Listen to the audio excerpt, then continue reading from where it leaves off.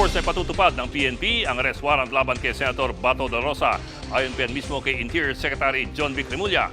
At live mula sa TV5 Media Center, nauna sa balita, mobile journalist Jazz Paredes. Jazz, ano mga paghahanda na ginagawa ng PNP?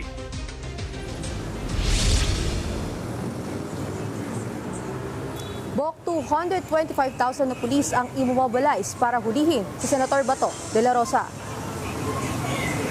Buong pwersa yan ng PNP ayon kay DND Secretary John Vic Remulla. Hindi dinetalye ni Remulla kung natukoy na nila ang kinaroroonan ng senador. Ayon naman kay PNP Chief Jose Melancio Nartates, susunod sila sa direktiba ng DOJ na arestuhin ang senador. Iginagalang daw ng PNP ang proseso ng hustisya ang mandato ng mga ahensya ng gobyerno. Tiniyak naman ni Nartates na magiging patas sila at igagalang nila ang mga karapatan ng senador.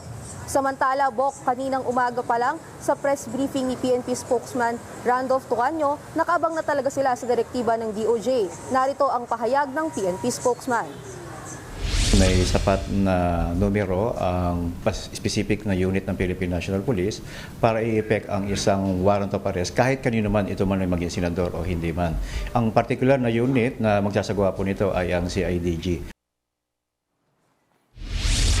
Just sa panig naman ng NBI, may pahayag na ba sila tungkol dun sa utos ng DOJ na arestuhin si Senator Bato?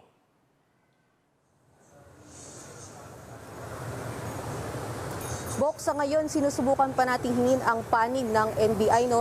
Pero nauna nang sinabi ni NBI Director Melvin Matibag na meron na silang sa kinaroroonan ni Senator Bato de la Rosa, pero hindi pa niya yan idinedetalye.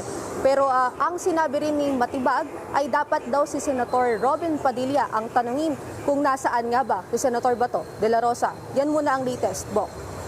Ulat ni Jazz Paredes live mula sa TV5 Media Center.